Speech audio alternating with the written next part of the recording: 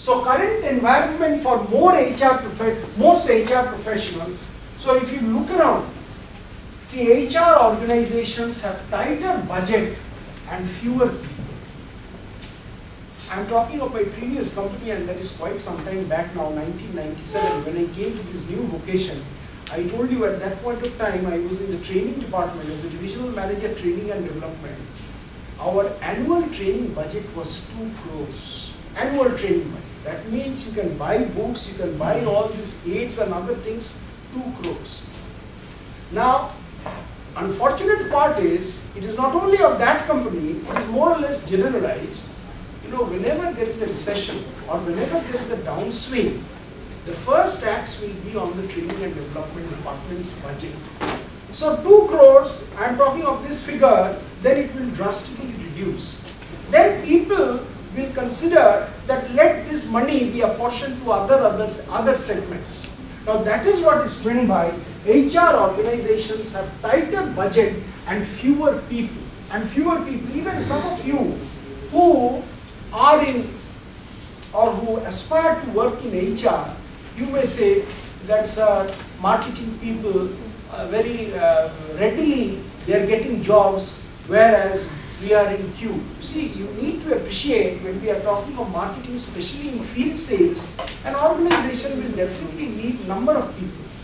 But in HR, since there is a corporate HR situation, you will have people who will be less in number than their marketing counterparts. Now, even in HR, they are fragmented. So one is at the corporate HR, one is at the business level, which is known as embedded HR, and the other is at the functional level, which is known as unit HR.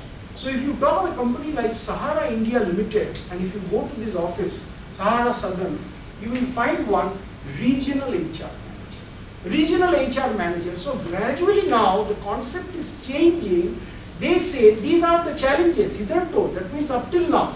In strategic HRM now, they say that for each line individual, you need to have one HR person. So automatically number of HR people will increase. HR people will not only be confined at the corporate level, they will be at the business level, they will be at the unit level also.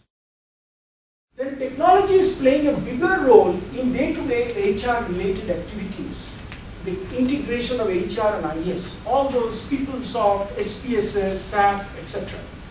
Then others. ERP systems are providing more self-service functionality for employees and managers alike, reducing the transactions-based work for HR staff. So when we talk of many HR functions, these are treated as auxiliary services and these are outsourced from elsewhere. So these are the challenges for most HR professionals. So changing roles.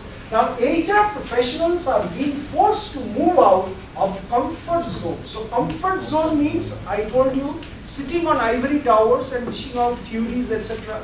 Only engrossed in administrative work, legal work.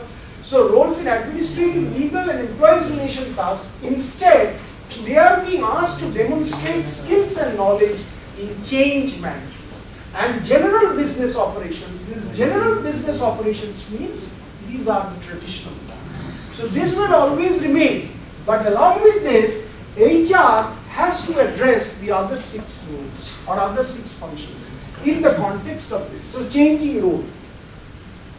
Now, you see, these are the 4 things which are mentioned. So one is strategic partner, the other is administrative expert, the third is employee champion, and the 4th is the change agent. So conceptual dimension of SHRM. So what is SHRM? SHRM is nothing but an integration of these 4 rules. Now, I had a friend in Days Medical. Days Medical is a very traditional company.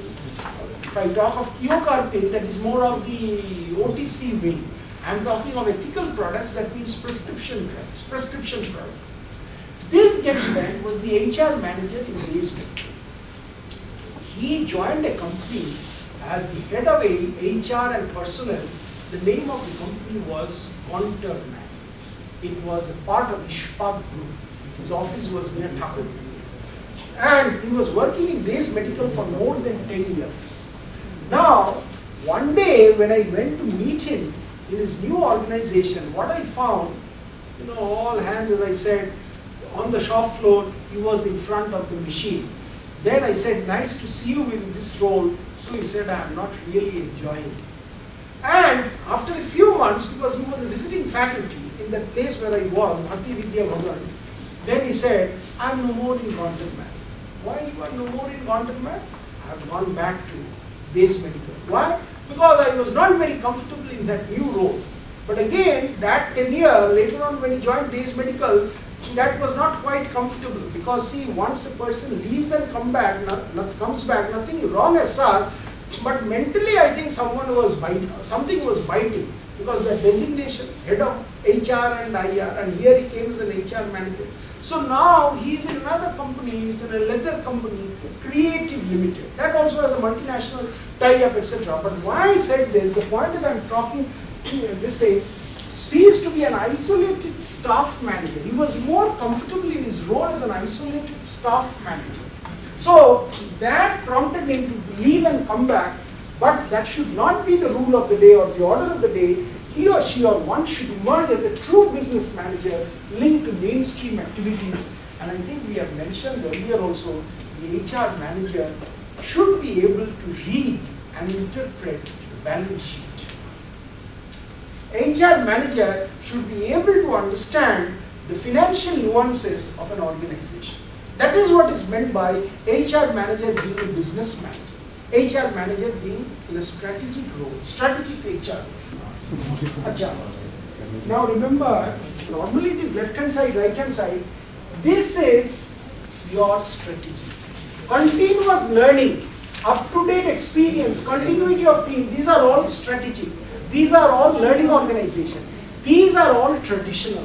These are all normal HR. You see normal HR, spasmodic training. Spasmodic training, spasmodic training. But in case of strategic HR, in case of learning organization, continuous learning. Up-to-date expertise. Up-to-date expertise, you must have up-to-date expertise. Whereas traditional, out of date. Continuity of teams, see each of this speaks for itself.